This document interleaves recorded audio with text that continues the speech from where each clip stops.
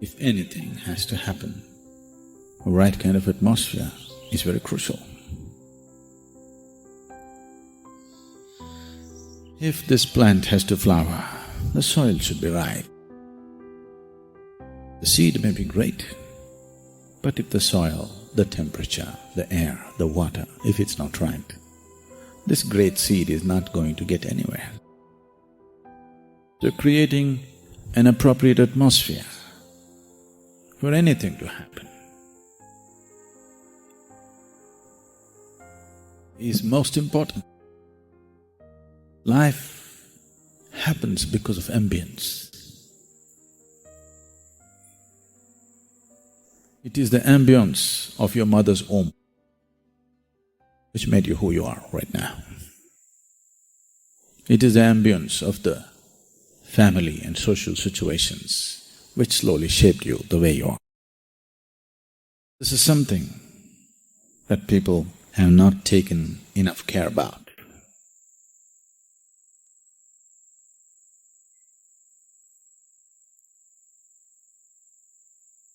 When you were born as a helpless little baby or an infant, the lap of your mother, the comfort, the security, the nourishment of your mother's lap was crucial. Can I not grow up without it? You can. But it could be a struggle. It wouldn't be a joy to grow up. And it is possible that you could be physiologically or psychologically impaired in the process of your growth, simply because you did not have that lap. Can I not grow up in a crib? You can. But it wouldn't be the same. It would mean a lot of struggle. So even for your physiological and psychological growth, what kind of ambience? The lap of your mother, the maternal lap, becomes very important. For one's spiritual growth, for one to flower spiritually, lap of grace is most important. Can I not grow without it? You can. It would be improper to say you cannot. You can. But it would be lot of struggle.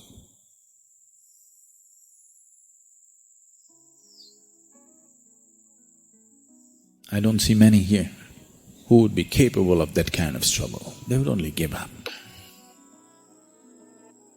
Because it takes almost inhuman attitude towards yourself.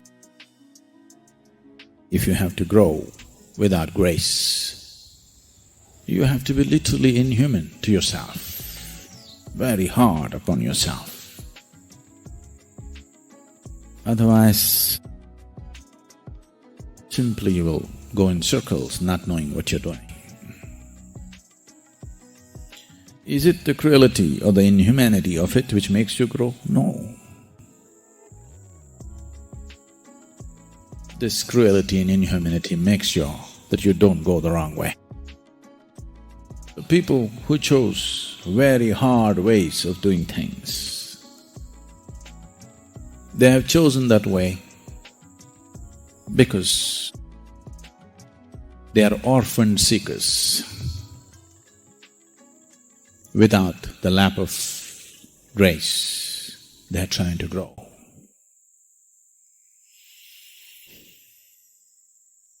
I know the pain of this better than anybody. Lifetimes of heartbreaking sadhana. Really, body anyway breaks. You know, for some people their hearts break before their bodies break. But there are some others, they won't let their hearts break because they made themselves like stones. So body breaks first. But slowly, that also begins to break. Fortunately,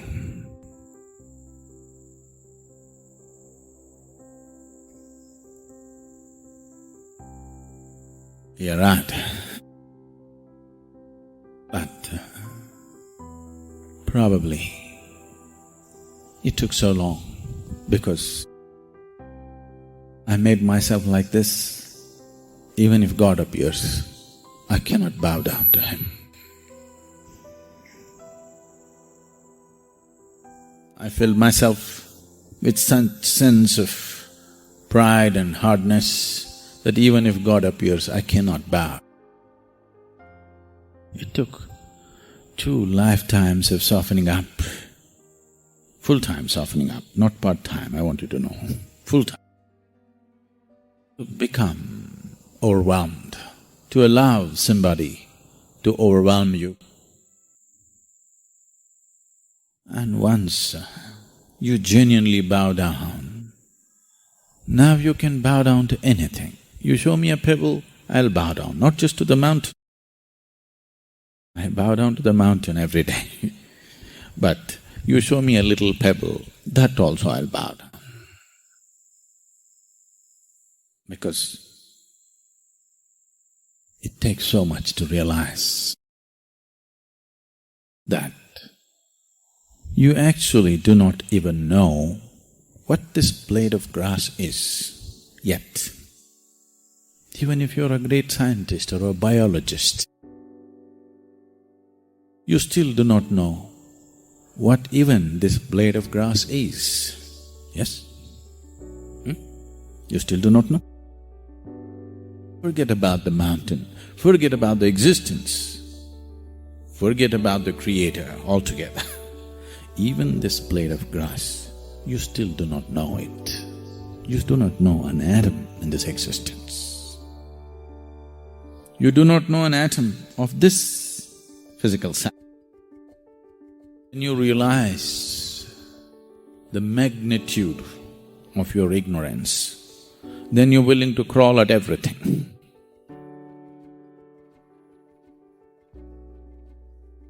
When you come from an assumption, because of the bits and pieces of information that you have collected, when you come from the assumption that you know, your spine becomes like a steel rod and you cannot bend. You cannot bow at any. And 2 lifetimes like steel. Steel is not strong. Only a fool thinks steel is strong. Steel is strong if you want to do menial jobs, if you want to do the highest thing that a human being can do, you will see steel is not strong. That's not the kind of strength it takes. So to be in the lap of grace and doubly to be in the grace of such a large establishment, it's a fortune.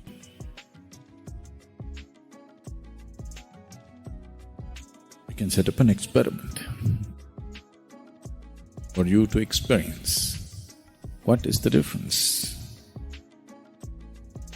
If I make you walk, just walk away a kilometer or 2 and with your eyes closed, we'll help you, we will make sure that you don't walk into anything. With your eyes closed, maintaining a certain level of awareness, you walk, you will see a distinct difference taking you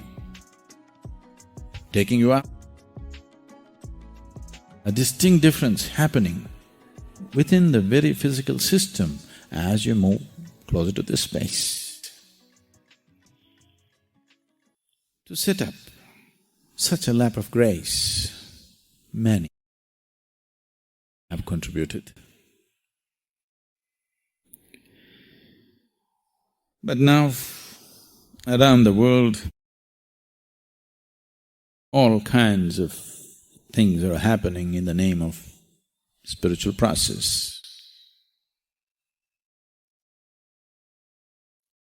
And this has caused immense damage. the very seeking in people. Because if there is no trustful ambience, there will be no spiritual process as such.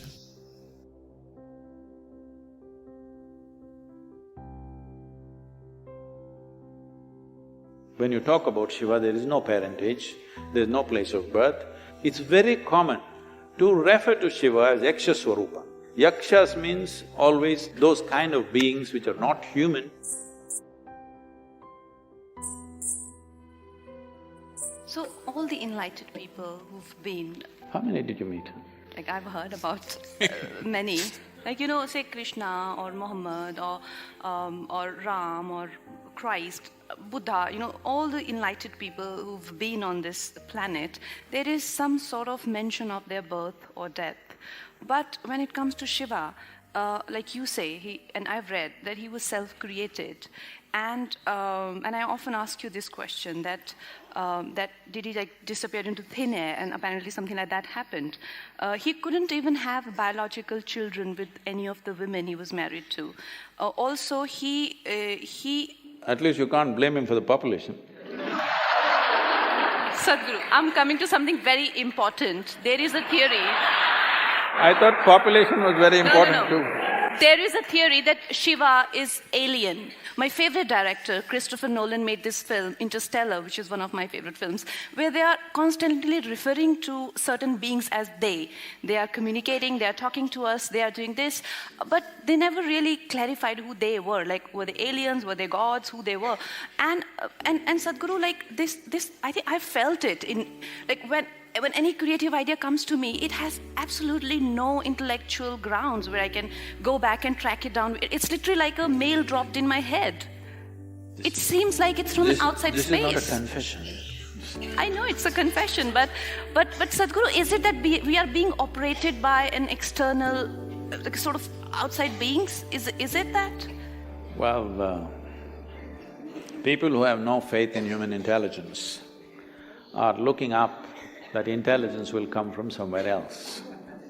What we need to understand is, see, there are certain things which are very significant things in this country which unfortunately present generation has completely forgotten, or very few people are reminded, and the rest of the world, some places they recognize, rest of the places it's not there. What the thing is just this, here we consider things like this. For example, in yoga, we call your spine the center of the universe, we call it Merudanda. That means it's the axis of the universe.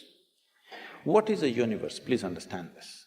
Today scientists are admitting it is an endless universe. Forever we've been saying it's an ever-expanding universe. So we said your spine is the axis of the universe. That sounds ridiculous. Even without putting any load, most people's backs are hurting badly. They can't even walk or run or do anything. If this becomes the axis of the universe, what will happen? Why we are saying this is, see, you know there is a universe or you think there is a universe only by your experience, isn't it so? If you did not experience, if you could not see this, if you could not see like this and feel like this, you wouldn't know there is a universe. Only because of your experience there is a universe. And the center where your experience is being transmitted is through your spine. If you cut a few wires in your spine, you will have no experience even of the body, forget about the universe. So because your ability to experience the universe is rooted and centered in your spine, we are calling your spine as the axis of the universe. Suppose this hall, see now we know the boundaries of this hall. Now we can debate whether this is the center of this hall or that is the center of this hall. Suppose there are no boundaries to this hall, how would you decide which is the center of this hall? Where you are is the center of the hall, isn't it? From this basis, we developed a whole possibility for a human being, how not just to believe these things but to make it into your living experience. It is from this the word yoga came, that the inclusiveness happens not because I tell you, oh, I love you, you love me and all this stuff. Inclusiveness happens simply because you obliterate the boundaries of your individuality. Not because I love you, you love me, I hug you hug me, so because we are inclusive, no. All that will last for some time. Tomorrow if they do something that you don't like, it'll be finished. But you obliterate the boundaries of your individual nature, including your body, that you know how to sit here without being identified with the boundaries of who you are. Your physical structure, your mental structure, your emotional structure has a boundary. It may be large or small. No, I'm not talking about the body being large. It may be large or small, but it has a boundary. But there are dimensions which have no boundary. What doesn't have a boundary is non-physical in nature. So our focus has always been on that dimension, which is non-physical. That is why Shiva became the most important thing, because Shiva means that which is not, that which is non-physical. Now is he the yogi that we're talking about, is he a human being? Did he come from somewhere else? See, there are things, as you said, there is no parentage. When you talk about Shiva, there is no parentage, there's no place of birth, nobody saw him as a young boy to grow up. All the time when we saw him, he was about the same age. And we don't know where he died, such a significant human being. Even in those times, if he died somewhere, they should have built a temple, they should have built some kind of a monument for him. Nothing like that happened. So there is no birth, there is no death, there is no parentage, there is no siblings, there is no anything to prove that he was here. Does it mean to say we can assume he came from somewhere? Not necessarily. But in many of the… if you look at the lore, it's very common to refer to Shiva as Yaksha Swarupa. This means, Yakshas means always those kind of beings which are not human, but who supposed to have existed in the natural environment in this planet, in the forests and other things. Whatever we were referring to, some kind of beings or creatures or whatever you want to call them, who are not human in nature. So many times in the lore, you will see any number of songs and other things talking about Shiva as a Yaksha Swarupa. So there are many things which point, but there is no specific proof that he came from elsewhere.